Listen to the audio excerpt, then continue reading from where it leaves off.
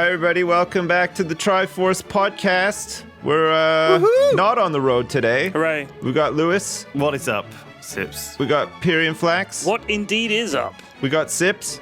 Hey, what's up, everybody? Got a big dick. And we're pretty much ready to go.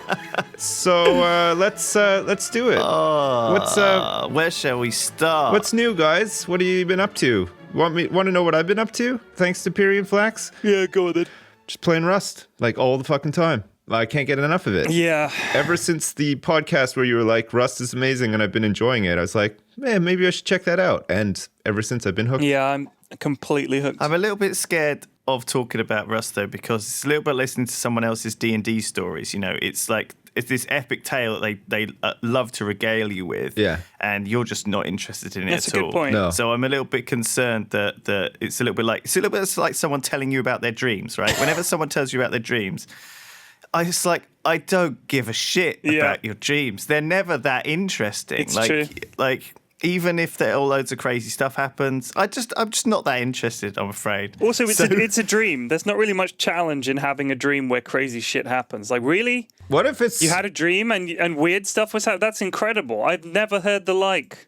Yeah, but what if it's like... What if you're at the mall, okay? And you accidentally bump into like a really hot chick, like with your shopping cart, right? Yeah. She's like, oh, and you're like, oh, crap, I'm really sorry about that. And then one thing leads to another, and you start talking about dreams. And then she's like, I had a really sexual dream the other night. And you'd be like, holy fuck, I am really interested in this. Like, that's a dream I would like to hear about. True. Personally.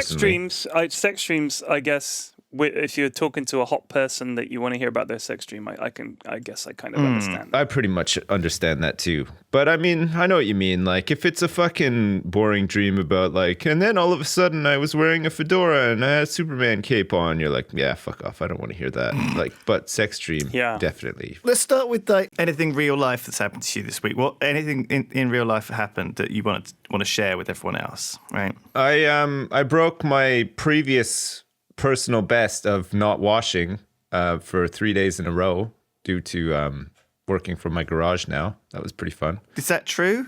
Is that like a real... No, thank No. God. But it's just to sort of highlight the fact that nothing really happens in my real life other than me going to the garage and playing games. But I think that people might think that you're stressed, though, right? People might think that you're like, you've got the babby, you've got work to catch up on, you've got so much to do, you haven't got time to take a shower, it's just all go. Yeah. But no, we bought a new baby stroller. Like, it's a really good one, too. Okay. It's like a travel one because we're going on some trips. Oh, are you? So we did that, yeah. Going on some trips? Where are you going? Going on some plane trips. Ah. We're going on a special family vacation at the end of May in the UK. Nice. Destination top secret. Yeah, of course, understandably, yeah. Yeah, but no, it should be good. Like meeting up with like people from Canada and stuff too. So it's going to be a big one. So we wanted to make sure we were ready. We want to take all the stress or as much of the stress out of it as possible by investing in technology. And by that, I mean... Okay, I'm reading between the lines here. Yeah. So you are basically having a family holiday. So you're meeting up with relatives, I guess, from Canada. Yeah. And you're going to probably some seaside resort, right? Probably. Like some sort of holiday camp. Yeah. Where you can We're going to Blackpool, okay? I didn't want to say it, but we're going to Blackpool. I was thinking more like those things with the red shirts, the red coats, what are they called? Heidi High and all that. Yeah, all that stuff. Oh, Heidi High. Butlins, yeah. Good morning, campers. But your kids are a bit too young, aren't they? Yeah, to appreciate like that sort of thing, yeah. To appreciate the magic of Butlins, they are too young. Does it mean that you can... Butlins, that's it. So does that mean you can leave your kids with the relatives and then you and your wife can go off and like have some time alone? Because I guess you don't really ever get that. In an ideal world, yeah. But like we're not really like that. Okay. But like some people, I understand that, some people are like that and they do that or whatever. But like we're not. You do everything as a family. Yeah, that's right. Everything. Yeah. Like, okay. Hey, everybody, I'm going to take a poo. Meet me in the bathroom. And then everybody comes in and we have a powwow and it's delightful. Team Sips house shares the experience. No, generally like when we go somewhere like on vacation or wherever, we go somewhere like super suited to like our kids, and then we just make sure that they do all the stuff that they want to do, sort of thing. So like we don't really, I don't know, like the kind of places that we go, there are Do you go like to those bouncy houses or whatever, like Yeah, those cushiony? yeah, you know, like- where it's just like a big fun park. Remember when you were young and you were like you went in the car with your parents and you'd always drive by really cool places. You'd be like, let's go there. And they'd be like, maybe next time or whatever. We do this thing where they're like, let's go there. And we're like, okay. And then we never get to where we're meaning to go because we just stop at all these dumb places on the way first and then forget what we're even doing. So You're just like neck deep in a pool. we have to drive past Thorpe Park anytime I go down to Dorset. We come back past it, so it's a bit like you're driving past. You can clearly see people having fun from the motorway, and you can see like all kinds of amazing roller coasters and things shooting up in the air and all kinds of stuff. And the kids are like, you can just see them looking at it, just like it's this. They'll never get there. You know, they're looking at it, they're just thinking, we are never going to get to that. But they've been conditioned, right? They've asked too many times. Yeah. And Daddy tries to distract them when he knows Thorpe Park's coming up, so they don't ask him. Yeah. Wow, You're look at that central reservation on the right, kids. That is some kind of central reservation. Let's play the name the car game where you look at the cars on the other side of the road and you try and name which one the next one is. But I've been to Thorpe Park. I've been to Thorpe Park several times and I fucking love it. And I even made videos of all the roller coasters. And I put a video up there. Yeah. I put a video of me on the roller coaster. Yeah. Fuck. I mean, I was on the I went there with my sister. We queued up for extra long so we could be front rider on the roller coasters on every one of them. And I took my camera with me and I recorded a point of view, POV video of me on each of the roller coasters at Thorpe Park. I uploaded it a couple of years ago. Nice. And I showed it to the kids. Oh my gosh. So they even see me having fun on the roller coaster. They know how much fun God. Holy shit. But also they know that you're like totally bored of it now. You've done everything. You've recorded it all. You can watch it back. Oh, no, I'd go back in a heartbeat. But I keep saying to him, you're too little. You couldn't go on all those rides. You're too little. Oh, I see. You have to wait until they're like the right age. Yeah. Like what would be worse would be going there and being given that definitive proof that you're not accepted in this place, of the little clown with his hand out. You must be this tall, and the kind of slightly sad, stern face that the clown's got to say, nope, you're too short. Like there's no getting around that. There's no talking you into it. Nope, you're too short. And then there's like the insinuation there that if you break the rules and the clown finds out about it, like he's just gonna fucking appear in your bedroom window one night, like when there's lightning outside and stuff, with like a really mad face on, and it's gonna scar you for life. Yeah. God, I'm still just trying to process the image of a spotty teenage Pyrian Flax with a giant video camera with a VHS tape, in it, queuing up with his sister, who's also spotty, long-haired, in the 80s, No, this was 2 years ago. I was going to say, fuck it. For 1 second there, I thought, hang on a sec. He didn't do this with a GoPro? Like, what the fuck? Did he have one of those shoulder-mounted VHS? One of those big ones. Things just like, who's this? Look at this fucking goof at the front of the ride. That's how I imagined it. Like, properly 80s Thorpe Park, Yeah. Big candy floss, big hair.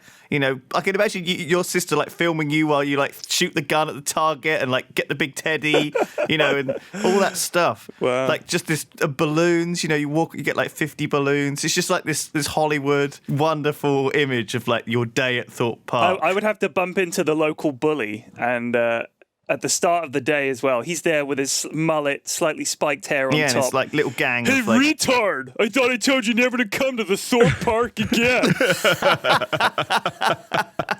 You don't own me, Chad. Oh, yeah? Pushes me into some rubbish. Girl I secretly have crush on spots me, looks ashamed, turns away. And then a whole story comes out where I get revenge on Chad and make him puke on himself on the whirly gig.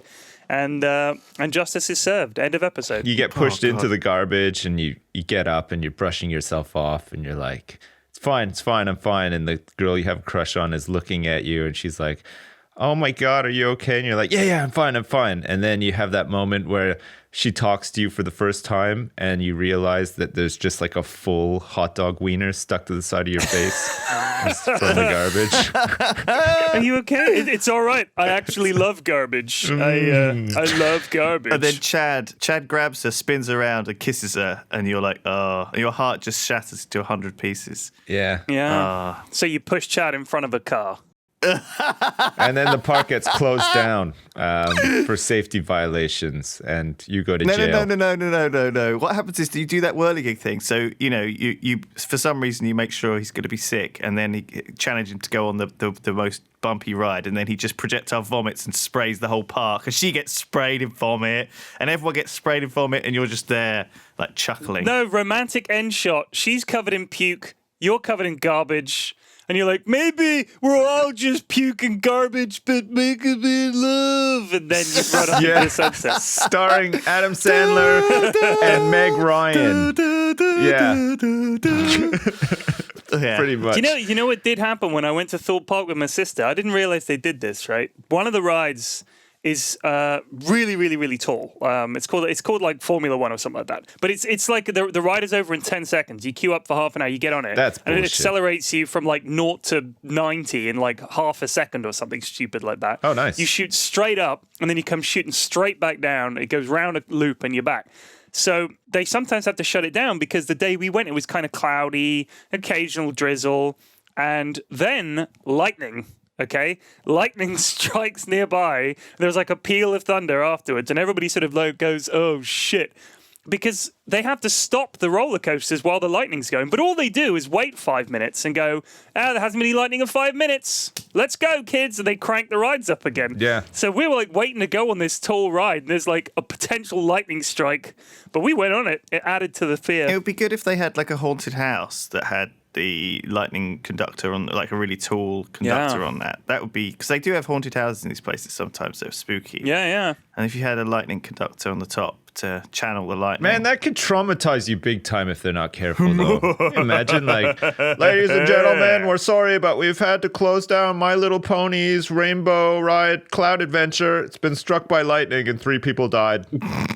Sorry for the delay. 5-minute break and then we're back on it.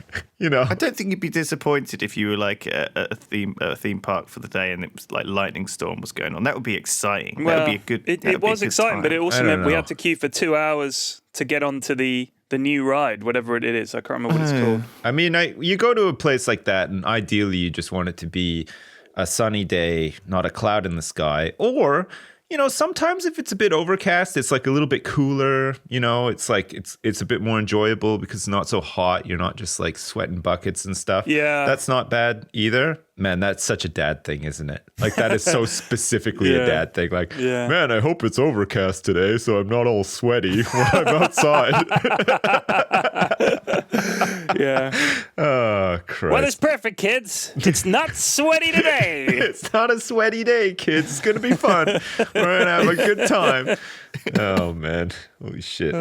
Hey, so this morning I was making some breakfast. And by making breakfast, I mean I was putting some milk on my cereal. Yeah. And I was thinking, like, I don't know about you guys, but do you guys have like home jokes? Like they're just like jokes that sort of happen around your house, but like they don't really make a lot of sense, or they're not really funny outside of your house, but in your house, they're like fucking hilarious. Like, yeah. I was thinking, like, for some reason, I don't know why, but I got the Dexter theme music in my head. Like, I think it was just the act of, making breakfast or whatever. Because, the opening sequence has him making breakfast. All the cutting of the egg and the Yeah. What's Dexter? Sorry? It's a TV the Dexter show. music. It goes like do-do-do-do-do-do, do-do-do-do-do-do, do-do-do-do-do. And it's like really weird. It's like bow, bow, bow, bow, bow.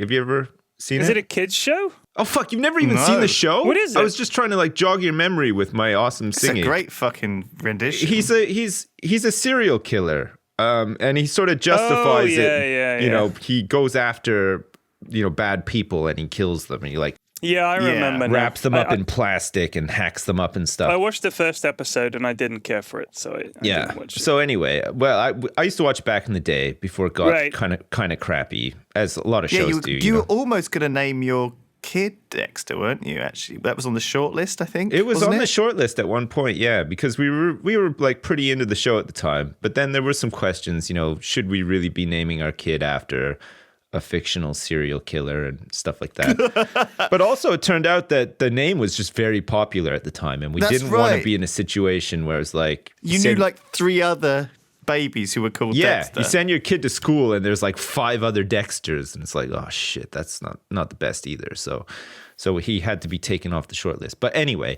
anytime I even think about the Dexter theme music now, I can't help but sing like these. So something that we do is we think that it's funny to give lyrics to songs that don't have like any words or lyrics in them. Yeah. So like the Dexter theme music, it starts up and then we start singing. Like the first time we did it, we were fucking laughing our heads off. And it was like the dumbest thing, because it was just like, imagine this had lyrics, it'd be so funny. And the lyrics were just like so fucking bad and specifically to do with Dexter. It's like, Dexter likes to kill people. And like now I can't imagine the music from the show without singing those lyrics in my head, and I feel like that's not a great thing. Like if I'm out in public and I start singing that for some reason or whatever, it makes no sense. It's like totally a home joke, right? Like if I do it to my wife, she's like, oh yeah, that was really fucking funny, wasn't it? And blah blah. Yeah. But outside of the home, it doesn't really make much sense unless you take a lot of time to explain it or whatever. Do you guys have any things joke. like that? Private jokes? Yeah, all kinds of stuff like that. It's an in-joke. Like not sexy ones. Like, do you have like any like really innocent ones that you can share, or not really? I'm trying. Let me think of some. I mean, we've got loads of little things that we've had. Just little things that have happened over the years that we just have to make a very slight reference to. Like, for instance, anytime this is really, really specific. But one time with my mum, and we were like looking around I can't remember, we were up in London somewhere like that. And she says, God, I love buildings. And so I don't know why, but now whenever we're out somewhere, we see some buildings that are like nice, we say, God, I love buildings. Classic. It's such a mum thing to say, isn't it? Right? I love buildings. It's so general. That encompasses everything. But I know for a fact she hates bungalows. So anytime we see a bungalow, we're like, but not that building. We don't like those buildings. And then my sister was up one time, and we're looking around the neighborhood, and we're like, we're talking about, houses, and it's nice to live around here and everything. And she says, I don't really care for those buildings. The front is too flat on those buildings. So that now has become like, if it's a bungalow or it's too flat, not that building, too flat. Oh, I love buildings. And anytime my mum says she loves something, I always say, as much as you like buildings? It's such a stupid thing. But that's just like one of many, many, many things that I'll point out anytime. Fuck, that's funny. Yeah. Yeah. Shit like that is amazing, isn't it? You get like but these, you can't really tell. You can't involve other people in it, because it's like you specifically have to know all the people involved and the kind of things that they say. And it's just, it only works. Like, that's what makes those kind of family jokes. And the weird thing is, like, when you think about it with your kids, you're going to you're going to be the butt of some really good family jokes when they're old enough to spot that shit and call you on it. Yeah. And I can't wait. It's going to be hilarious. Yeah, no, that is funny. I mean, you can't really let somebody into like a family joke like that, because they'll do it too much. Yeah. Like, your family has like a really good sense of balance, right? When it comes to making like reference jokes or whatever.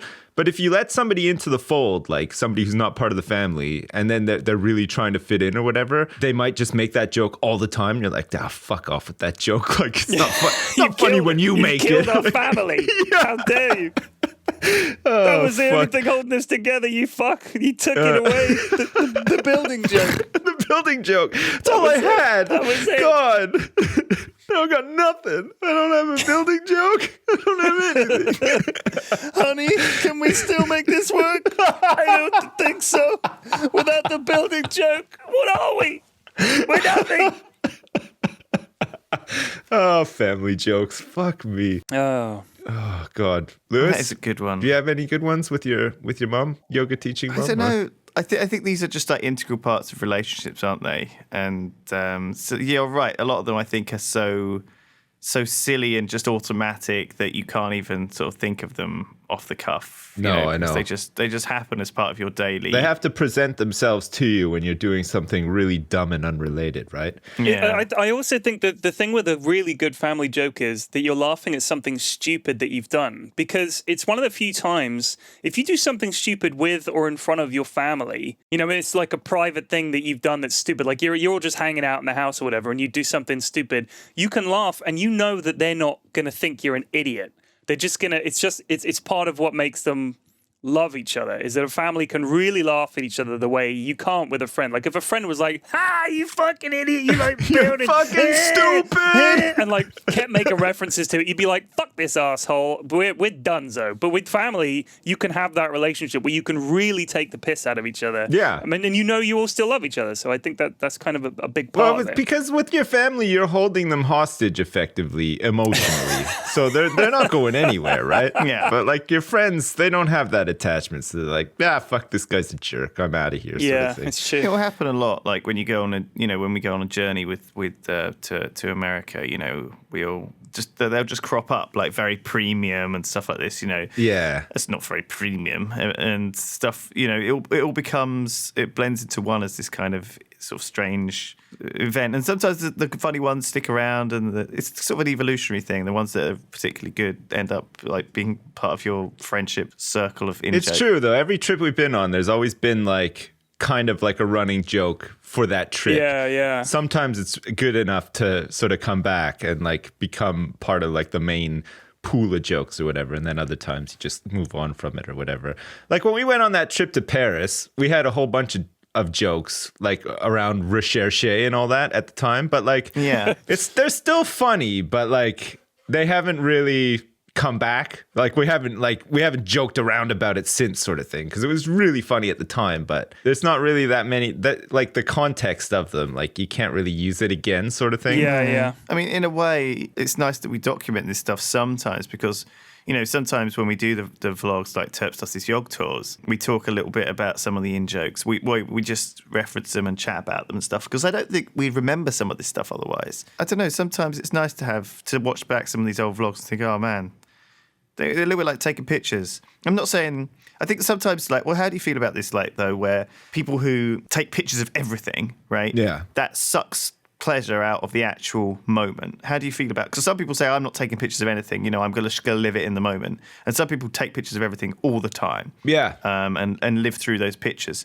Where do you sit on that? Well, I'm not a picture taker. I'm very much I want to experience the moment. I don't want to have a camera or a phone right in front of my face, like taking a picture. Like occasionally I'll take a picture, but not of like anything. Sometimes I'll just take a picture because I feel like it. But like You'll take a picture of the Wi-Fi password, Well, I don't really do that. But like I would take a picture of a castle or something if I had plenty of time to do it. But like if I was going to a castle and visiting a castle for the first time, I wouldn't bother to take pictures, because I just want to be like, oh, this is cool, look around, explore and stuff like that, and just enjoy it like that. And then I don't know, sometimes like your memories of stuff are weird, right? Like you could go visit the Eiffel Tower 20 years ago and it was like kind of overcast and maybe people were being mean to you that day or whatever, but you'll always remember it being like a really sunny day, a perfect day and everything, because you'll have seen postcards of it, like, and it'll just like sort of meld into your memories of your experience of it, so that almost like your memory of that event is perfect, but it wasn't at the time. Are you sort saying of thing? that the reality of the photograph drags you back down to earth and reminds you, oh yeah, I sometimes, remember now. yeah. Sometimes I think it does. Yeah, and we couldn't get a seat in that restaurant, and that waiter was really rude, and then the buses weren't working. Yeah, you're right. But life isn't, a Hollywood movie. It's nice to have those bittersweet reminders. It is, Lewis. It is. My life is. It's literally a Hollywood movie. Do you know what I've done for the last week? Go on. I've barely left this room. Just like a Hollywood movie. Yeah. I've been at my computer for like 15 Panic hours a Room. day. Yeah. Just like the movie Panic Room. Thank you, starring Sips. Jodie Foster. That's right. Or the movie War Games, starring Matthew Broderick. That's right. Yeah. Wasn't that Fred Savage? Fuck no, it was Matthew Broderick. Oh shit! Yeah, you're Fred right. Savage. Jeez, What am you I would have been thinking like about 2. Fred Savage What are you for? thinking Year is about this? Fred Savage? Shit, sorry. So, where do you sit on the taking pictures line, P-Flax? Huh? Oh, What's a camera? I don't have one of those. Well, once I get the tripod out and set up the hood over me and hold up the little flash bulb, get everyone to remain motionless for 10 minutes. Gets a little old. It sounds like you already know. We already know where you sit because you filmed the entirety of your Thorpe Park trip with I used to take a lot of pictures. And then I stopped, and then we had kids, and then I started taking a lot of pictures. I took loads of pictures. My first kid, she's got a ton of pictures. Yeah. Second one, not so much, because it's like the same picture. Just imagine it's your face instead of her face. Easy for her. I mean, regardless of where you stand on taking pictures, you do end up taking a metric shit ton of pictures of your kids. But then it's like you kind of get bored of it, and you realize that, in fact, the stuff you're documenting is like, here's a picture of her lying on a rug. Here she is lying on the sofa. Yeah. Here she is sitting on a cushion. It's like, how many times, when am I ever going to look at these like en masse? If I've taken 30 pictures of her trying to get one good one of her smiling and not dribbling or like eyes looking crazy, you get that good shot. You stick that on Facebook for the grandparents. Job done. Yeah. So now if we go somewhere, what I find more interesting is I'll surreptitiously leave the like if the kids are playing, I'll video that for like 10 minutes because that's what I want to remember is what they were like.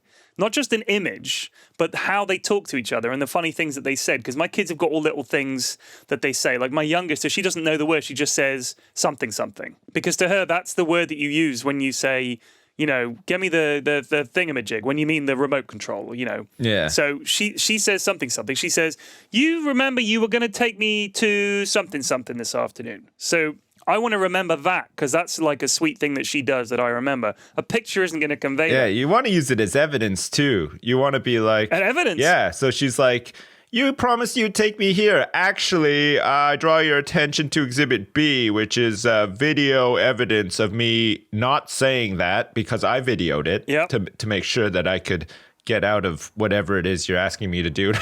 I mean, it doesn't really work on kids. Madam, proof. It doesn't actually work on kids, but yeah, I know what you mean. I think you're onto something there, definitely, because I think that sitting down at your parents' house when you're 20, you don't want to look at pictures of when you were a fucking babby rolling around a rug, especially not loads of them. I mean, my mom's got like a big box full of pictures from when we were kids and stuff. We never fucking look at them. Like if I go back home to visit or whatever, we never get that box out. Like it's just buried somewhere, like in their fucking attic or something. Like, even having said that, though, I think it's probably a good thing, and I think that what you're doing there, you do need to record them surreptitiously, because I think if they know they're being recorded, it's a slightly different dynamic. Exactly. Isn't it? Yeah. But then again, you don't want 20 minutes of like just crap. You want a 30-second snippet. Well, it's not going on YouTube, Lewis. Like it's not like I have to worry about retention rates. I just got to maximize views. Kids, can you step up the tempo a bit? We're losing viewers around the 5-minute mark. Can you make sure you say the word Minecraft a couple of times while you're doing whatever it is you're doing, please? There's only so many hours in the day. That's a very good point, Lewis. Slips by. It does. It does slip by pretty quick. God. There's a balance. I think there's a balance to be had. I think it does. I think having things that jog the memory and rather than things that help you remember good moments rather than just recording the bland every day. I think it serves to be interesting. Like sometimes you see these videos on YouTube of like random people from the 80s in a convenience store, and it's like a window into another world of just boring, what everyday life was like in that time. Seeing that stuff's quite interesting sometimes, right? It is, yeah, because if you didn't grow up in the 80s or whatever, it feels like you're watching something from another planet because things were a little bit different, right? Like, just the way advertising was back then, obviously fashion and everything was different. Just like, I don't know, places looked old and shitty back then as well. Like it's so weird. Like it's really that's kind of a new thing now, isn't it? Like, like you walk into a store and it's all fucking pristine white, like the Apple store and stuff. Like didn't really have a lot of that in the 80s. Like no, most places looked like arse. Like they really did. And cars looked shitty. Like nowadays, most cars look really blocky and crisp boxy. And clean. Yeah. I mean, 80s cars were very square. Very shitty looking. All right, Marge Simpson. Sorry, Jesus. Patty and Selma. Oh, man. Sorry. So since I've got you two dads here, I thought you could help me out with something, right? So this week... Do you want to be adopted? Sometimes on the old podcasts, I used to tell like these kind of really boring horror stories that happen to me in real life. Okay, Right. i.e., stuff like I'm taking a shower. Yeah. And My the door landlord to the walks bathroom, the light in the bathroom goes off and the door opens. Literally this happened to me, and it was just a workman coming to like fix the moldy shower curtain, whatever. If you haven't heard the Yog Pod horror Why, stories, you're just like completely naked in the shower when this happened. I was naked, taking a shower, minding my own business. The light went off. The door. I was like, "What the hell?" The door opens, and then this man's like, "Hello," and I'm like, "What the fuck?" I was naked in the shower. What the fuck are you doing in my flat? Jesus. Anyway, that was one of the horror stories. But God. this latest one, okay, I need to. I feel like I should put a trigger warning on because this might affect you. This is really spooky. I hope you're ready for it. All right. Because Me personally. yeah, people listening out there. Oh, them. Right? right, If you don't want to have a horror story that might upset you, okay, and affect you. Man, who's going to get upset? It's just going to be something dumb. Like, I went to put some fairy liquid in my sink and I didn't have any. And then the phone rang. Yeah. Oh, scary. Okay, listen, right. So yesterday I was on my way home. Okay. And I stopped into Tesco Express, local Tesco, to buy some important stuff. Okay. And I bought I bought like a vegetable curry thing for Tesco's. And you saw Maxi Tesco's Pads. vegetable curry, some hummus, some bananas, all the normal crap, right? Yeah. Some spinach, all this shit. Anyway, I was like, it was a bit late, and so I was like, I can't really be asked to cook anything proper, so I'm just gonna do the microwavable curry, right? It was one of those ready meal trays, right? So I got it into the kitchen and I pulled the sleeve off. Yeah. Okay. And I looked down and my thumb looked like a wasp. And I was like, what the fuck? And then I realized it wasn't a wasp. It was a giant cockroach the size of my thumb on my thumb. Okay. And it had fallen out of the sleeve of the curry. So I pulled that paper sleeve off the plastic wrapped curry box and it had fallen out of the gap between the rice tray and the curry tray. Oh, it had obviously been in there and Yeah. it fell onto my thumb. And I went, holy shit. And I shook my thumb and it fell onto the countertop. Yeah. And before I could do anything, react to this thing, it was up on its legs. It crawled along the countertop. It crawled over the lip of the counter and fucking disappeared into my kitchen. Yeah. Oh, shit. Between the cupboards. It's making more right now, you know. How big was it? huge. It was the size of my fucking thumb. Jeez. It was massive. I didn't even think you got cockroaches like that in this country. Honestly, man, obviously it had been in the fridge in Tesco's, right? And it had obviously kind of been, it had been like, I guess, cooled down in the fridge. I don't know how long it had been in the fridge Well, they for. can fucking survive anywhere, cockroaches. That's the beauty of them. So, like... I think it was a cockroach. It was big enough. I can't think of anything else. It looked like a giant fucking earwig wasp monster thing. Man, God. I didn't even want to. I didn't really want to go on the internet. Did it afterwards have to try and look very what it long was. antenna? Did you take a picture of it? Is that why it got away? I didn't have it any chance, but I watched it with horror crawl into the gap between the cupboards where I can't get to. Oh, man. Okay. You're going to have an infestation before you know it. What do I do, Dads? Help me out. Get a roach trap. Yeah, fucking just pour some water down there or something. Please listen to option A, not option B. Procrastinate. And if you have enough money, phone someone and make it their problem instead. I don't think I can live there anymore. I think I'm going to have to move out. I think I'm just going to have to move fine. out. Don't be ridiculous. Look, I went to Florida last year, and the bugs are ridiculous in Florida. They're fucking everywhere. They're fucking huge. Yeah, what's up with that place? That fucking every time I've been to Florida, cockroaches and garbage everywhere. Hot and wet. Fuck me. Hot and wet is what bugs like, right? Yeah. They're like girls gone wild. That's what they want. So you go down to Florida. The bugs are huge. All the wildlife is crazy. Like the grass is. They've got all kinds of different grasses. Like the grasses are trying to kill each other. The grass kills each other. It's like a war. They grow out of control. Yeah, it's like a war. So the bugs are all fucking massive. But you just deal with it. After a couple of days of shitting yourself, you're like, cockroach. Like you just see them.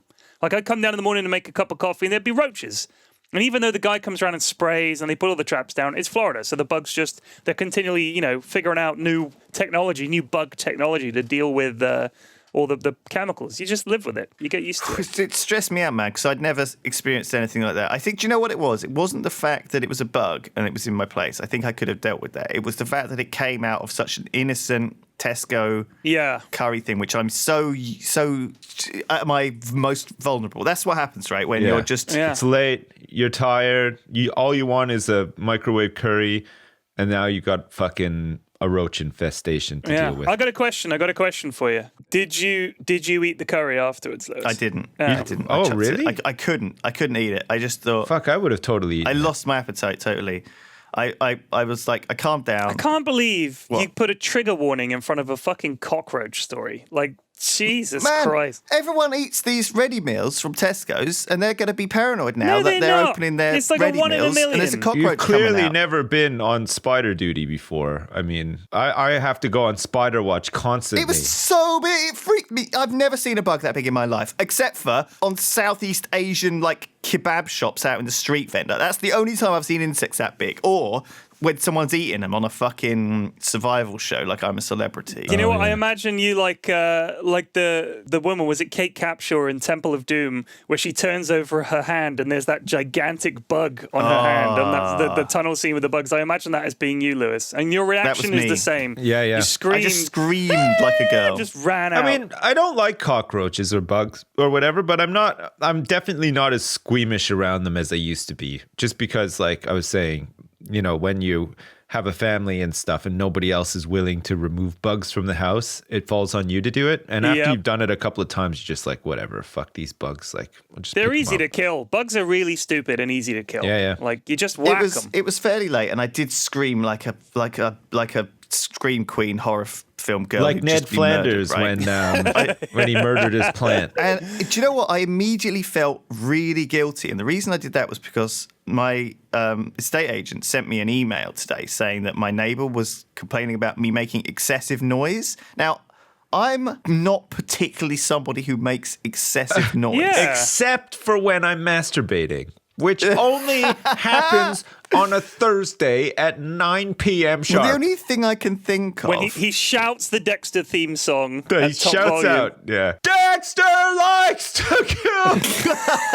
The only thing I could really think of making excessive noise was my computer's currently set up closer to the front door to my flat than previously. I bet you I know what it is, Lewis. I bet you know what it is. Rust. You've got your headphones on, you've got the volume too loud, and when you're talking on Vent or Discord or whatever, you don't realize how loud you're yelling because you... Well, this was the thing, right? Because it was 1 a.m. the other night, and me and Barry were building a base, and I was just yelling, Barry's big booty bitches, Barry's big booty bitches, like that over and over again. And like while I drew this fucking sign with like of a naked lady, and then I just laughed my ass off when it was fucking finished at how bad it was. And me and Barry were just there looking at it in hysterics, and it was great. It was a great moment. It's true, I remember that. That was great. Right? Rust is full of these great moments that you'll always remember. But I remember very sort of just looking at the clock and thinking, oh shit, it's 1 a.m. and I'm like making a fucking real lot of noise.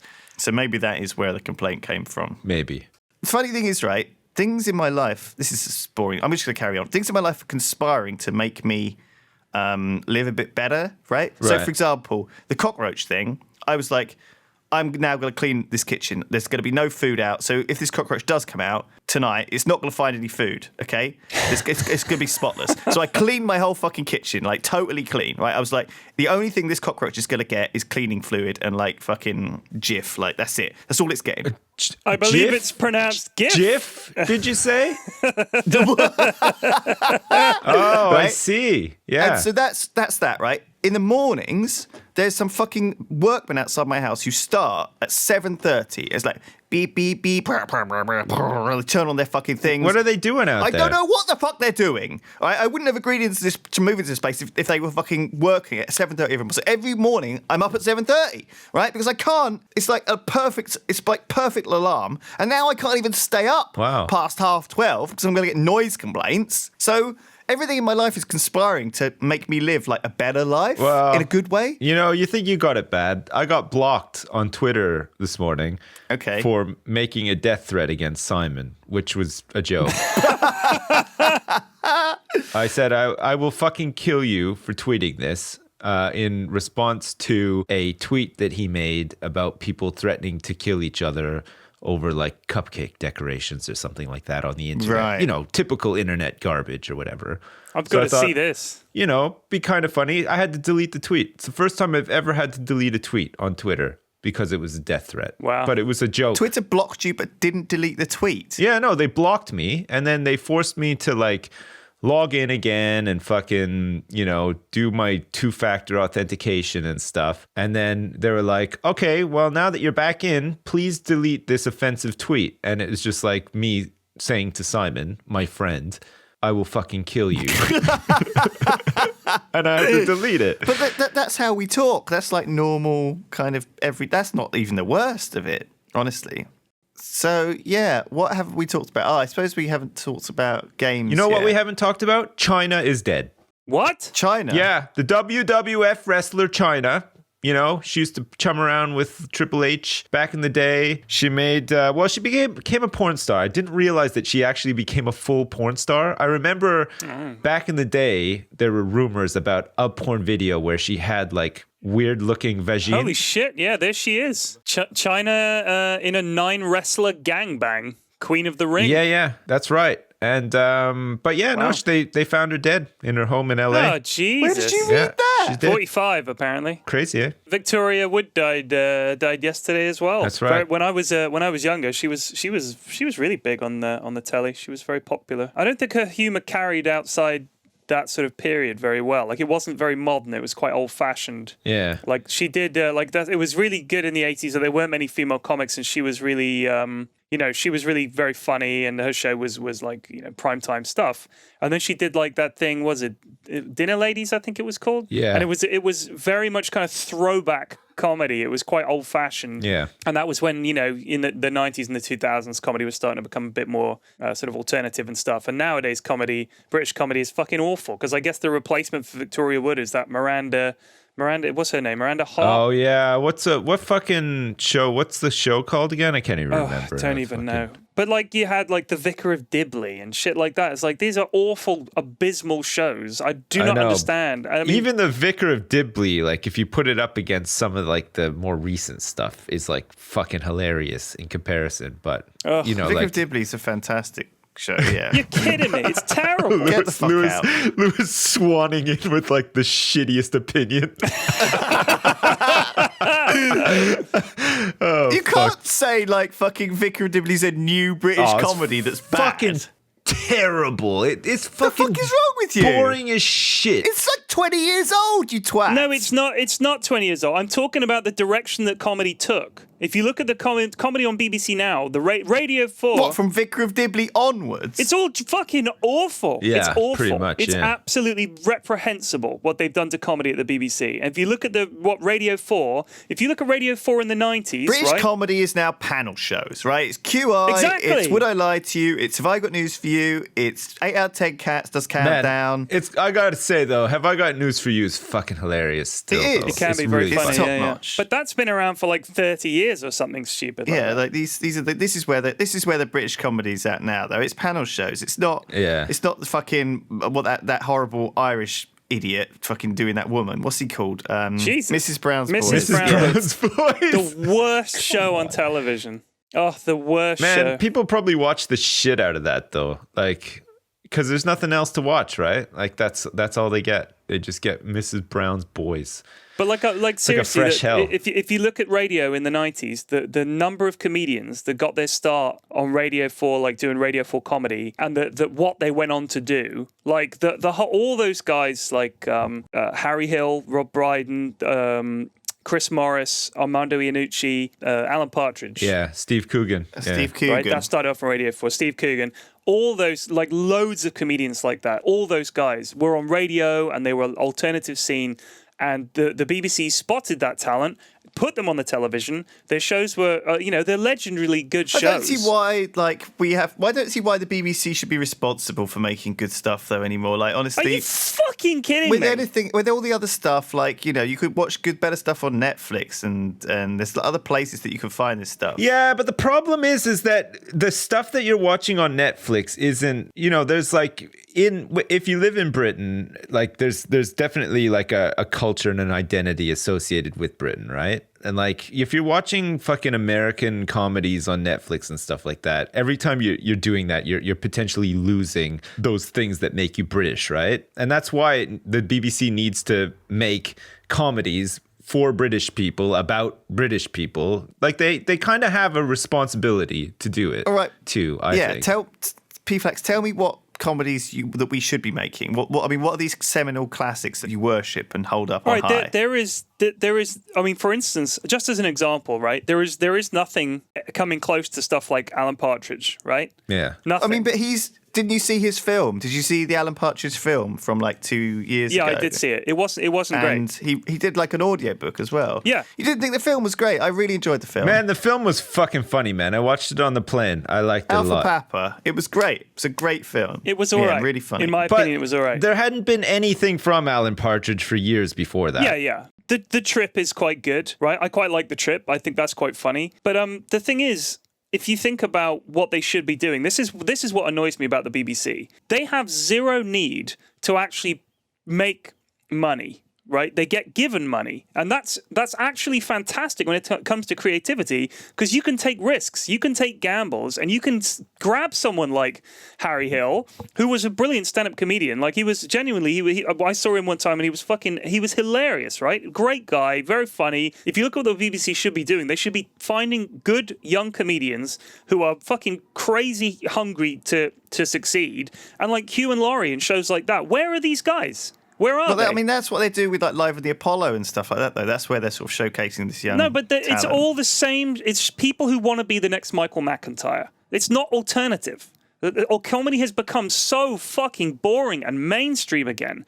It's just purely observational. Michael McIntyre, you can relate to this comedy. There's no challenge to it at all. I think that you're looking in the wrong place. I'm think not. It's fucking miserable, and they should be doing something about it. Don't watch the fucking TV. I haven't had a TV that's plugged into the aerial for 10 fucking years or more now. I watch iPlayer, I download stuff, I watch stuff on Netflix, I watch stuff on fucking anywhere else. And, it's not like I don't watch everything. I watch a bit of it. I watch all the best stuff. I watch fucking anime and shit out of fucking other countries. You and fucking weird Korean films. Do you actually watch anime?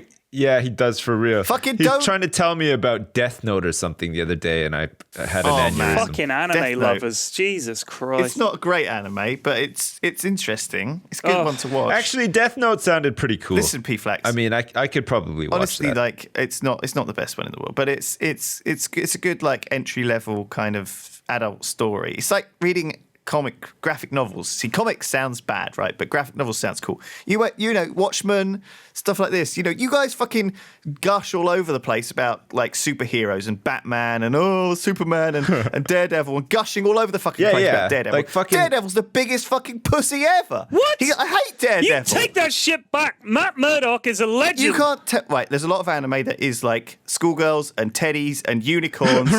Right. I'm going to counter this with anime somehow. I want to hear the anime case in point. Let's hear it. But a lot of graphic novels and a lot of anime has been written for adults and has turned into some really good stories that are exciting and emotional and challenge you intellectually. Tentacle violation. Daredevil versus Punisher.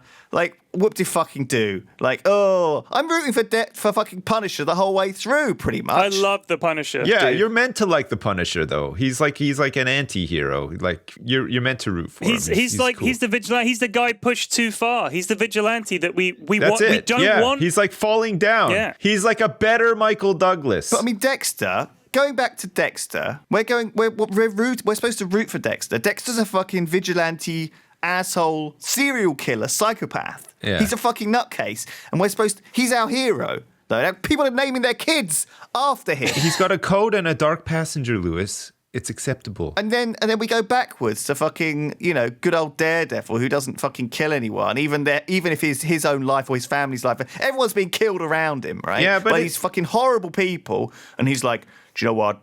I'm just going to put them in jail so they can get out again. I don't know, like, I have a real problem with it, actually. Well, so the concept of justice and someone embodying that to you is a bad thing. Just kill him. Yeah. Just kill him, Daredevil. And the nice thing about Daredevil is that he is all for justice. He embodies the justice. Okay. But he's not so fucking overpowered that it ruins the show. You know, he gets his ass kicked all the time. Like fucking Superman is just I'm Superman. Yeah. Like, how is he going to get out of this one? I fucking wonder. It presents this ludicrous thing of reality. Like, I read an article yesterday. I rented a video. This posh British guy from, I don't know, Rugby or Harrow or some university. Oh, yeah. Some public school. And he was on holiday in, like, Malia or somewhere. And he, like, basically got into an argument with some club promoter. And he said, well, one day you'll work for me, sir. That was what he sort of said. And so this club promoter didn't like it, so he punched him in the face. And this kid died. He fucking died from being punched in the face, right? Because that's what it's like when you try and like fucking punch someone in the face. When you punch people in the face, you can rupture their skull. You can kill people. You can't just knock people out Hollywood style. It's more of this childish, extremely childish fantasy world where Daredevil can go around, hit people with chains and chairs, throw them off buildings, and they're all fine. They're all fine. It's a comic book. It's a fucking comic book. They get a bit scuffed up. No, that's not true. Daredevil, in reality, would have probably killed like 50 fucking people just accidentally. That would be a really fucking boring show to watch. Yeah. Like, oh shit, he's about to bust into the big base and he accidentally hit a kid in the face with a pipe. Oh, and then the next like 5 episodes are fucking Matt Murdock just like sitting in the ER, like hoping against all hope that he's not going to jail because he accidentally killed a kid and stuff. Having to deal with a lengthy compensation case. Yeah. He's having to talk to his solicitor a lot. They gave me the wrong pipe for the job. Who wants to fucking watch that shit? Listen, you love all the adult stuff. You love watching The Wire and Game of Thrones and all these things, blah, blah, blah. I'm just trying to get around to the point that the anime, yes, there's anime for kids, but there is also anime for adults, much like there are graphic novels and comic books for adults. You like know what Punisher. they call it? They call it hentai, Lewis. That's their fucking version of anime. You know what? There's many Flash games that you can play on the internet. It's like, disgusting. About all of your favorite hentai heroes as well.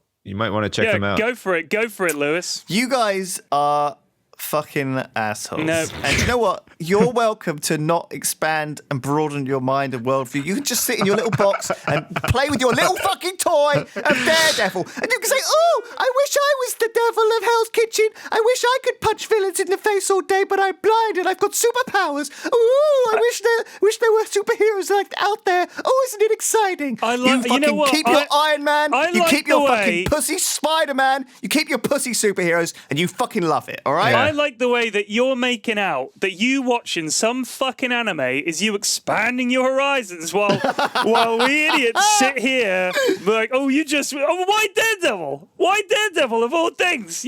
That's the one thing you've gone for is that, I didn't like the Daredevil TV show because he might have killed a kid. Listen, come on! No, but it's supposed to be for adults and it doesn't feel like it is. Like it's a superhero. Nobody's watching it and taking it deeply seriously. He's blind and yet he can still hit someone with a billy club at 50 paces. I mean, nobody's going to go, well, this is ludicrous. Yeah, it's a fucking superhero movie. Of course it is. Like in the comic books, the Kingpin is bigger than any man could ever be. Listen, we can both agree. Anime sucks balls. Go on. Yeah, I think we can all agree. Grown men who watch My Little Pony. I fucking agreed. Yeah, no, I would agree with that as well. Are you a big brony? No, I mean, my girls like it because they're the fucking target demographic. Like, I watch them watch it. I'm like, okay, I get it. They're kids. They like that stuff. How about Disney films? Okay, how about Inside Out? That was great. That was a great movie. Yeah, it was really good. How about Big Hero 6? I loved it. Yeah, loved it. How about Tangled? How about Frozen? They're good movies. Yeah. Okay, so you like... So, okay, let's carry on then. Harry Potter? Yeah, it's all right. It's okay. I don't like Harry Potter. Why not? Because Daniel Radcliffe, I don't like him. Well, again, like, I didn't not talk about films, talk about the books. I'm talking about Harry Potter books. I don't like books. Books, schmucks. You don't like books. I rest my case. Jury, you made this. I'm Man, done. I read books. I'm just joking. I'm done. I can't believe you're trying to take some kind of intellectual high ground on He's anime. going to be sitting in his living room tonight, right, on his couch. He's going to be in a pair of white boxer shorts, no shirt on. Surrounded by cockroaches. Like a pair of ill-fitting brown socks on with like a microwave TV dinner in front of him, surrounded by anime pillows. And cockroaches. Watching anime. And he's going to turn around to one of his anime pillows with a really smug look on his face and say, this is it. This is the high life. And maybe a mountain of books around him as well. Well done. Well done. I'm not gonna. I give up. Do you like get a really big book, like a really big book, and slam your dick in it just to get off? Oh, it's so many pages! Bam! You cannot criticize something you know nothing about. I can. I've seen anime. It's bullshit. Man, I've read books. End of story. I like books. I was joking. I just don't want to ever admit to liking Harry Potter. Well, I don't actually enjoy Harry Potter because I don't really know much about it. My feeling, is that you have to educate yourself in order to grow and learn as a person, right? I knew that I wouldn't like Twilight, but I read the book anyway. What's wrong with you? Man, that's not serving anything. Because I wanted to fucking have an understanding. Okay, I you're wanted not to be able more to talk. educated now that you've read Twilight. Okay? All you've done is waste your fucking time. I don't listen to other people's opinions to let them decide for me, right? I choose and do my own research and find my own fucking way through life. I do not say, this guy said anime was a fucking weeaboo shit, therefore I am agreeing with that asshole, right? I do not agree with what anyone says. I fucking forge my own way based off my own fucking life experience and learning. I'm not willing to accept, right, what other people say. There's a lot of drama and a lot of hassle around Twilight and 50 Shades of Grey and this shit, and they don't come along, and they're not very hard to read. I read it in like fucking 2 days because it's written by like a child. The writing is fucking as big as Harry Potter. It might as well be Harry Potter. Yeah. It's, I'm just telling you guys that you ought to not just prescribe to this pre-selected vision of the world and not make up your own mind or go in and argue with me when you haven't read it. When you haven't watched anime, you can't argue with me when you haven't watched it. I have watched anime. I haven't watched every anime. I've watched some. Who cares what? I have to have watched every anime and done like a thesis on anime and really analysed it and sat down and dissertation is ready. In the lab. Yeah, I've watched some anime. You've watched anime. What anime have you watched? I have as well, I watched some of that Attack on Titan or whatever it was called. The thing with the giant people that come and eat the villagers. And I watched some One Punch Man at Shane's request. Akira, of course. And you didn't like those two series at all? I thought Attack on Titan was super bad, and I thought it was absolutely shockingly melodramatic. All the characters were incredibly one note. The acting was terrible.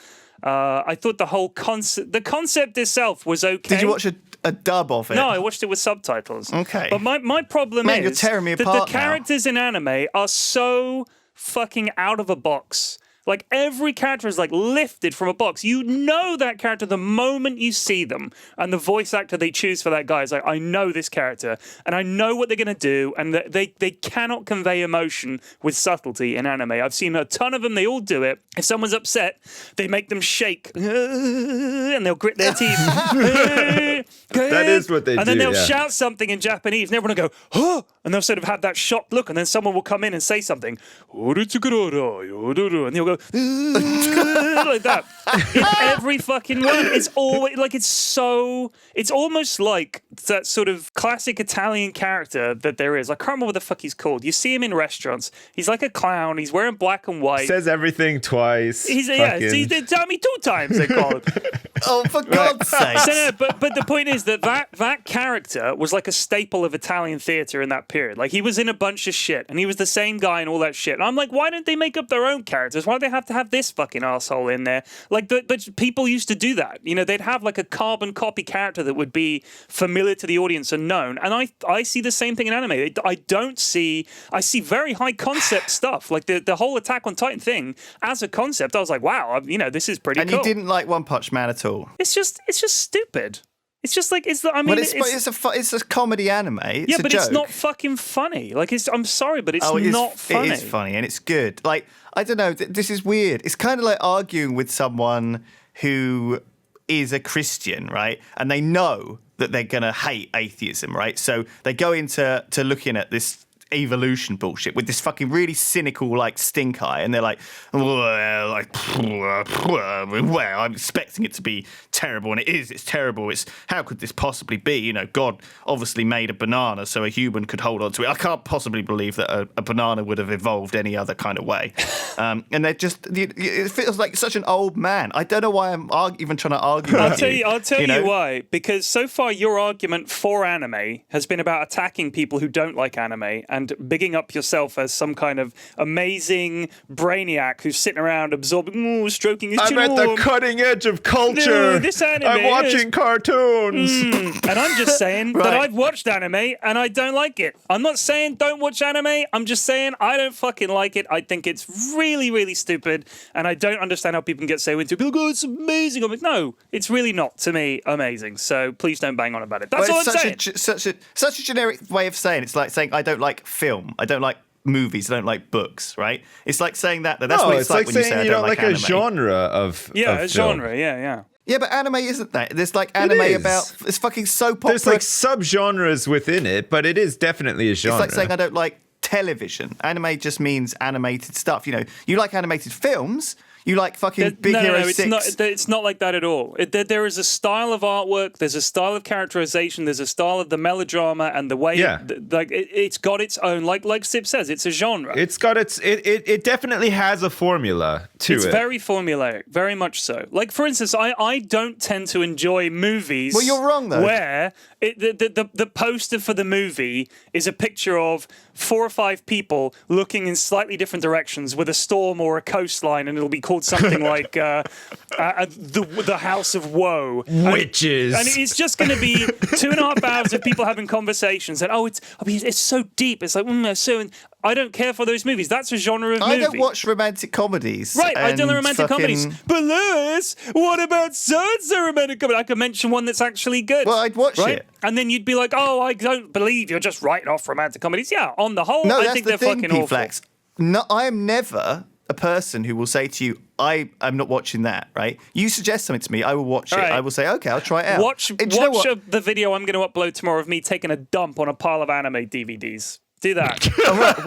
A really liquidy one. Christ. I just don't like an attitude from people where they say something is bad without having read it or learned about it. Because I don't think you're entitled to say. I just cannot believe you're going to waste your time reading Twilight when you could tell from the description and the general reaction that it's going to be fucking bad. You knew you weren't going to really like it. Man. You're not the target demographic at all. Yeah, make a prediction. Yeah. Edward has got a big heart, and he is a real dreamboat. Yeah, okay, yeah. It gave me tingles in my thighs just to read that book, and I feel like a more happy person after having done so. Listen, guys, you know this whole conversation about anime? This is going to be the most controversial podcast we've ever done. Yeah, literally. It is really going to divide. Like, it's going to be like Moses in the comments section. It's going to be crazy. You're entitled to your own opinions, but not on stuff. You're entitled to your own opinions, so long as they conform with mine. Yeah. That's how it works. Pretty much. That's how the world should work, right? That's what happens when you spend too much time on Reddit, Lewis. Just saying. Yeah, you obviously bumped into r/weeaboo knobheads and you got stuck in there. I've never been on a fucking anime subreddit. I'm going to just check if there is a subreddit called weeaboo knobheads. Congratulations to our top contributor this month, Lewis from the Yogscast. He's been given gold. He really loves his anime. You guys are the worst. Do you want to talk about games now? We've been like... Games! All we've been doing is playing Rust for the last week. Is there anything else anyone has done at all? Sorry, just to go back very quickly to anime just for 5 seconds. I have watched all of the Studio Ghibli stuff. And I actually really like it. And I think it's very inventive. And my kids have watched some of them, like Pocoyo and stuff like that. Oh. Those are really good. And I think they're really good. I know Pocoyo. Yeah, it's good. And my kids like it. So what? So you think anime is really good? No, I said I like those. But they are anime.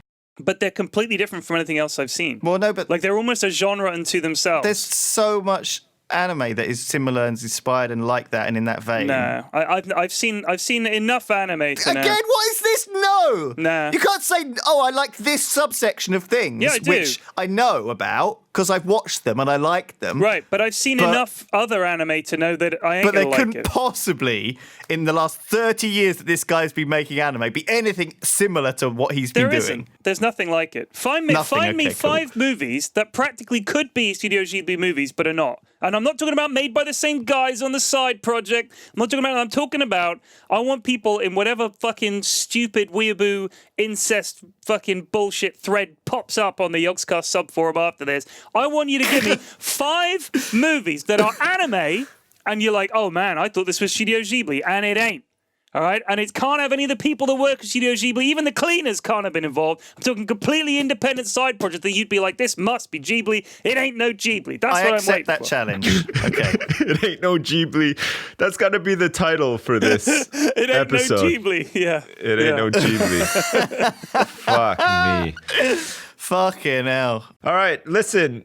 If we're gonna talk about games, it's gonna be a quick one because literally there's no fucking games out. Like Dark Souls 3 came out. None of us have played it, and we've all played Rust instead. I played it. I played Dark Souls 3. Did you? I died 25 times on the first boss, and then I killed it, and I was like, I think I've finished the game now, and I haven't played it since. Nice. Oh, it's so hard. It is, yeah. It's meant to be. It's so hard, man. It's meant to be. Hard as balls. So anyway, Rust, we're not going to talk about it because it's just too much. Well, Rust we've all shit got the Rust time. fever now, don't we? We've all been playing it. Everybody at the office is now playing it. We've got like a community server with people from the office and people out in like the fandom playing it as well, which is really cool. And that's about it. If you want to play Rust, you should play Rust. That's right. Yeah, it's great. The guys from Rust gave me 100 keys to give away, and I've been you giving serious? them away. Yeah. Wow. Yeah, I've been giving them away on Twitter before I got blocked. Bear in mind they've given us like 50,000 Rust keys over the last kind of 3 years because we gave them. They were part of the humble Christmas bundle. Yeah, man, but still, fucking free game, right? And it's a good game too. It's fantastic. Yeah, it's if you're fantastic. gonna get anything for free, you might as well get a fucking good game. Yeah, so. you can give them out. All right, that's a good idea, Sips. Yeah. Just tweet at Sips if you want a key. Yeah, just tweet me. Just tweet me and say, you know what? The Triforce podcast is the best fucking podcast I've ever heard in my life. I love it. I live for it. I don't do anything. I wait patiently for 4 p.m. GMT on a Wednesday for the new episode to come out, and I'll give you a key for sure. Nice. So shall we do some questions that you've been tweeted? Yeah. Question. Sure, why not? Why, Sips, do you think so many games are becoming always online? So why are so many games becoming always online? I mean, I think that online games are great because you get to play them with people, right? Like there's certain... Right, but no, they're talking about games where you have to be online. Oh, like as like a sort of like a DRM kind of thing. Anti-piracy sort of Yeah. thingamajig. Well, I guess that's why. I mean, they don't want people pirating their games, so they want to make sure that they know who's logging in and playing them or whatever. It makes sense. Yeah, I saw a really interesting post. I can't remember which game it was, but they basically they were localizing it into different languages, and they put some code in the game which could detect whether it had been pirated or not. And they found that localizing for Portuguese and Brazil caused like Brazil to be the most pirated region for their game, and they barely sold any legit copies in that region. Were you talking about which game? Sorry, I can't remember which one it was I saw, but basically it turned out that I think that the piracy ratio of sales to piracies was about 1 to 3. So about for every sale, 3 people had pirated the game. Right, I've got an even more brutal example for you of game piracy. Okay, so one of my favorite indie games of the last few years was Game Dev Tycoon. Yeah. Right? I loved it. Right. Thought it was brilliant, really fun, really simple. It was a lot of fun, and I liked the progression, and I hope they do another one soon. So shout out to Greenheart Games. That game was great. Yeah. So there's a blog you can search. If you just do a Google for Game Dev Tycoon and blog, the title of the blog is What Happens When Pirates Play a Game Development Simulator and Then Go Bankrupt Because of Piracy. It's a long title, but that's what it's called. I remember all this. Yeah. I know exactly what you're going to say. I remember all this. So when the game came out, they deliberately released a cracked version. All right. And there was a difference between the genuine and the cracked version. The cracked version, for a start, had a little thing that just sent a signal to a server saying, hey, cracked version here. And the genuine version did the same. The other thing was the game was slightly different, so that gradually your game company starts to lose money to piracy and goes bankrupt, and you stop being able to make money because so many people are pirating your games. So here are These are the results. After 1 day of the game being released, only 6.4% of people owned a genuine version of the game. 93.6% of people playing the game were using the cracked version of the game. It's crazy. It's crazy. Is a depressing statistic. It is, and it shows why now we're in this place where games are free to play, and you're just being charged through the nose for cosmetics and other shit like that. If they're selling something through a store that they know people are going to buy, they're going to make their money that way, and they're not going to lose out to people not buying their game and just pirating it or whatever, and putting them under. And it's like, I don't know, it's such a weird one. The whole thing has just been such a weird like evolution around protecting against piracy, and it's with piracy they're always at like 2 or 3 steps ahead, right? You know, like there's always ways for them to get this stuff and make it accessible for people and whatever. So like always online and DRM and stuff is just another step, but it'll just keep going and it'll just keep evolving. And in the end, you probably won't have to pay for a game. But in the end, you probably won't be able to enjoy a game without buying a bunch of shit in the game that they've somehow managed to ring fence and make safe from piracy or whatever. Yeah. And it's a shitty direction to go in, but it's just the way that it's got to be because, you know, these guys work, they need to make a living or whatever, and they want to make money. And it comes down to it as well. Like sometimes these games are really fucking shitty. They're overhyped and they're shitty and you pay money for them, but you got Steam refunds now, right? Yep. So if you buy a game and you don't like it, just fucking refund it and just show them that you dislike the game. Yeah, and don't pre-order stuff. Just don't. Yeah, I hate Don't pre-orders. pre-order stuff. There's no need. Pre-order something if you know that you're going to fucking love it. Pre-order the new WoW expansion if you've played WoW for the past 10 years and you love WoW and you know you're going to play it and get value out of it, enjoy it. That's fine. Don't feel bad if you get a week of play out of it, because that's quite honestly usually the amount of play you get out of a game like Wolfenstein or, you know, whatever. Don't fucking pre-order, you know, Ubisoft's next game or whatever, because chances are it might not be good, you know, given their track record. But then again, a lot of people like The Division, including myself. I think that back in the day, piracy was easier than buying it legit, right? So a lot of people pirated because it was just an easier way to get your hands on these games. So before Steam, before these things, you know, Kazaa and LimeWire and all these fucking piracy torrents and stuff, it was just easier to get hold of TV shows and films and things like that via piracy than it was to and even with taking the risk that you might get a cracked version or some virus or whatever, even with that, you know, accepting that. So now I think Steam's done a lot to fight piracy, and I think Steam refunds is a great thing that will help people, because I think for example, I think that on day one with Game Dev Tycoon, at least me, certainly, I think I'd already played Game Dev Tycoon on the iPhone, right? Before Greenheart Games came out with their version on PC. Yeah. I could see myself not wanting to buy this game in case it's crap or I've already played it or whatever. So I could see a lot of people would download it, pirate it, and then just never pay anything for it, because, you know, you think, oh, well, what's the harm? You know, I've downloaded it. I did quite like it. I did play it for 4 hours or whatever. But I don't know. I'm not paying $29.99 for a copy, you know, a legal copy. It's crazy to think that it's probably easier to download a full pirated copy of a game than it would be to just play a demo. And like that's probably why nobody makes fucking demos anymore. Remember when like big, back in like the 90s and stuff? Yeah, demos were fucking huge. You used to get them on CDs and stuff, like as a part of a magazine or whatever, and like that was your way of additionally hyping yourself for a game. You know, you play the demo, you play the shit out of it. It was super limited, but you enjoy it, and then you're like, fuck, I can't wait for the full game to come out. Duke Nukem 3D came out. The demo for that was, I think it was only 1 level, but it was amazing. Yeah. Like it was absolutely amazing. I couldn't believe it. How many times did you play that level in the demo? So many times. Yeah, so many times. I I can still remember it. Like I bet I could still find my way around that level. And it must have been 20 years. I think it was so satisfying to play.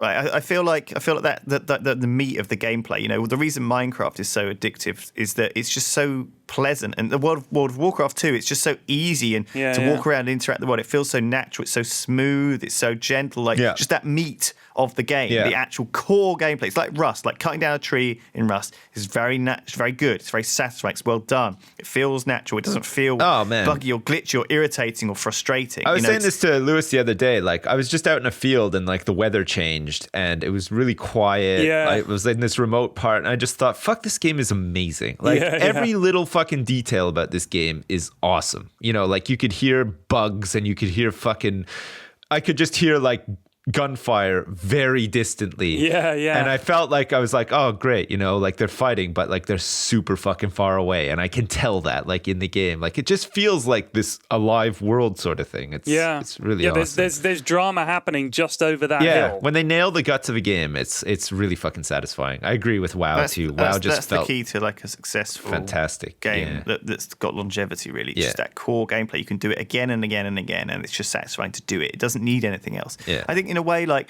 I think it's an interesting dynamic with Game Dev Tycoon is that I found Game Dev Tycoon quite fun, but also quite boring. And I think that, you know, I think once you've seen that core of the game, once you've experienced sitting in an office, the idea of publishing a game, blah blah blah, you've kind of.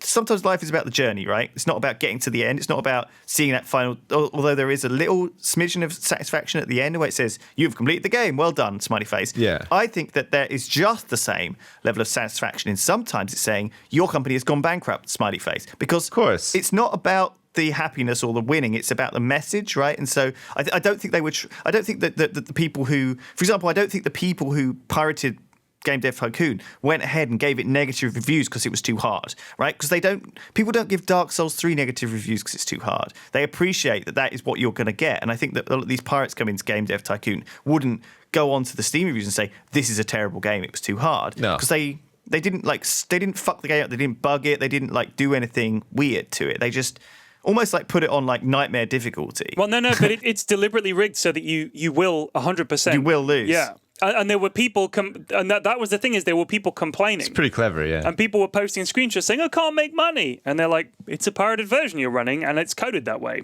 Like, people didn't understand that the game was specifically rigged just to make a demonstration. Like, I'm pretty sure that when they put out Game Dev Tycoon, they weren't thinking, this is our retirement, boys. Like, it was a game that they put together. It was an indie game. I just kind of feel like when people pirate those vast titles that they do not trust, I can understand as a consumer them thinking, the last time I gave them my money, I was unhappy with the game and I couldn't get a refund and I was stuck with this game and I can't afford to buy a lot of games. So there's my 40 quid gone on this piece of shit that I'm really unhappy with and I'm angry. So I'm going to pirate their next game as a way of getting back something for myself. I can understand that mentality.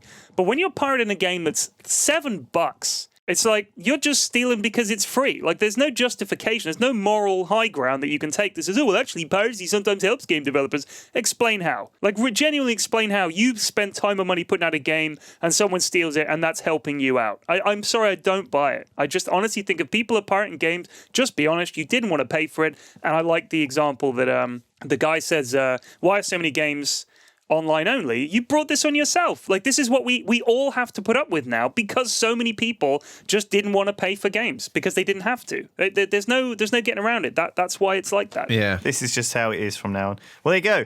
We managed to answer one question. Actually, do you have any other quick ones? Come on, we need to answer more than one question. And you also have to say who they're from, too. Sips. I mean, if you could change one thing about YouTube, what would it be and why? Is there anything you want to change on YouTube? No, not really. I think it's fine. It doesn't bug me too much. You know, like sometimes when things are broken, it can be annoying or whatever. Like recently, there's been this thing where if you start uploading a video, normally you can just add a thumbnail to it straight away. For some reason, they've changed something and you have to wait like 5 minutes before you can put a thumbnail up. It's just a little thing, but it's like kind of annoying, you know, because like you develop like a workflow, you know, right? Like when you make a video, you render it, you upload it, and then you have a certain sequence that you do things in sort of thing to get it ready to go. But overall, no, I wouldn't change anything. I think it's fine. Like it's just this great big beast that just is constantly changing and things change on it or whatever. And you just got to roll with it, I guess. Like it's just one of those things. The Cordigan 510 says, Pyrian Lewis Sips, what is the best comic book you've ever read? I would have to say From Hell by Alan Moore. I thought that was absolutely. I've read it several times, and it's. I thought it was absolutely brilliant. I recently read East of West, which is amazing. It's a great comic. Do you read any graphic novels, Sips? Got any that you remember? I mean, I'll say Watchmen because pretty much it's the only one I've read. Man, like I don't read lots of like comics or, you know, graphic novels or whatever. I'm sure there's way better ones out there. Maybe like is Watchmen now so old and sort of like No. where people are like, oh, that's dumb? I mean, I enjoyed it. I liked it a lot. It is that good. It's still held up as because I mean, you got to remember. I mean, I know it's easy to talk like this about things that were like monumental in their time, and it's unreasonable to expect people to still read something and appreciate where it came from. But this came out at the height of comic books as just literally like now we see comic books and the movies, they're quite knowing and self-referential and everything like that, and I think Joss Whedon had a lot to do with that. You know, they kind of get it. They get that superheroes are also kind of silly and stuff like that. But in the 80s, comic books were not like that. They were really badly written, very straightforward, and then you had that alternative comic scene in the 80s and 90s. Yeah. Because superhero comics, like alternative comics in the 60s and 70s with like Robert Crumb and a lot of the San Francisco comic guys, they brought alternative comics in as like, these can be for grown-ups too. And that took a generation to bleed into mainstream comics, so that now there are graphic novels for adults everywhere. But it didn't always used to be the way. And then when Watchmen came out, it flipped the whole superhero thing, because Alan Moore is a genius of a comic book writer. He's absolutely brilliant, and he was the first guy that actually said, what if there really was a Superman? Yeah, like it would not be as simple as saying he's going to go and save a bus full of kids from falling off a bridge. Dr. Manhattan fucks off to Mars. He's like, you're all just matter to me. I don't give a fuck. What is the purpose? Yeah, that's what the Superman would do, and I think that that had not been done before. Well, there's a great Brandon Sanderson book short story called Steelheart, which I think I read the second one of actually recently, and that's about these people who have superpowers. And there's this one called Steelheart, who's basically like Superman, and he just takes over the fucking country. He just becomes the fucking king. He just enslaves everyone, kills anyone who fights against him, and just fucking rules over this incredible fucking city that he's sort of constructed. And it's completely, you know, and he fights people who run other superheroes who run other cities and stuff, you know, and he's a bad guy. Right. It's, you know, you can't assume that you know, a superhero, Superman would be good. And yeah, it's great to deconstruct this stuff and look at it from a different angle. Man, Straight Edge Kid says, Sips, Pyrian, talk about the day you realised you were a nerd for the very first time. A wee little virgin nerd untouched by nerdania. Man, I don't know. I'm a nerd, but like I'm not like a super duper nerd. Like there's a lot of things that like you still don't see yourself as a nerd. Do you? I see myself as a nerd in the sense that like I play video games and I really enjoy video games, and I enjoy like weird fucking obsessive aspects of video games and stuff like that. But I've never been like, you know, like super like isolated sort of thing. Like I've always had like chums to like chum around with. I've always had like shit to do. Like I think there's definitely degrees of being a nerd, right? And like, yeah, I guess like I probably realized like when I was a teenager that like I had nerd tendencies, but even then, like I probably was playing like Pharaoh or something and just being lazy, and I didn't want to like go out. And then I probably thought to myself, maybe I'm like a bit of a nerd. Like I'm just staying home and playing a video game instead of going out or whatever. I think it's you know, it's a bit obvious, but being a nerd has changed from by default what you do to the fact that games are played, or you know, movies are obsessively watched by such a huge number of people now that nerd culture, for want of a better way of putting it, is so mainstream that all you've got left when it comes to actual hardcore nerds are people that watch anime and wank on about it. So yeah. Yeah. I mean, nerd was a totally different thing when I went to school, right? Like a nerd was like you had big fucking thick glasses and like wore suspenders and had a pocket protector and stuff. Right. And like it was not even remotely cool to be a nerd, and nobody viewed you as being like, oh fuck, I wish I was more like that or whatever. Like it was definitely a bad thing. But nowadays it's obviously like, oh fucking look at this nerd who like knows everything about fucking anime or whatever. He's the best. I want to be like him. Yeah. It's like it's come full circle. Like it's gone completely the other way now. Yeah, I think video games and Marvel superhero films and stuff and Star... I mean, I think when I was young, it used to be if you liked Star Wars, you were a nerd. Right. Right? And nowadays, liking Star Wars is the default, right? I think a lot of things that used to be nerdy have become just mainstream. and are now cool. And by extension, that makes that legitimizes a lot of other stuff. Yeah. I think that you still have the definite fringes of nerdiness, like Magic the Gathering. I think is out there on the fucking fringes. That is fringe shit. But Hearthstone is kind of, bringing it. It's definitely as mainstream as it gets. So, even like, what nowadays would constitute you just being a unappealing nerd? Yeah, there's certain things, isn't there? I think bronies. Bronies. Yeah. Well, bronies. Yeah, they're maybe. up on that list. I think people that are what do you call furries? Yeah, I think furries. people that go too deep into the rabbit hole of nerd culture. Maybe, yeah. Like they're down there. They're digging continually. They're down at bedrock. You can't get lower than that, in my opinion. Someone who is obsessed with a TV show that's made for little kids to the point of slight mental illness. Yeah, in some exactly. cases. And I think in a lot of cases, those people probably are mentally ill. Maybe, yeah. And I'm not criticizing them for it, but please don't make out like I'm the wrong one for not liking a TV show that was literally made for my 4-year-old. Like, I watched an episode with them, and it's impossible for someone with an adult mind to really watch that show and appreciate it on anything like at an adult level. It's literally written for kids, in that when I watch something that's clearly not made for kids, my kids are asking questions all the time. What the fuck is happening? Why are they doing this? Why did he say that to her? What's going on with this guy? In My Little Pony, everything that happens is spelled out for you as it's happening while the character's doing it. I'm going to go up the stairs now so I can get onto the second floor of my house. I'm going to open this door so we can go through the doorway. I'm walking up the stairs. Clip, here I clop, go. clip, clop. Here I go. Up the stairs, clip, clop. I'm singing a song about literally what I'm doing. Exactly. It's written it's for like kids. a YouTube fucking Let's Play.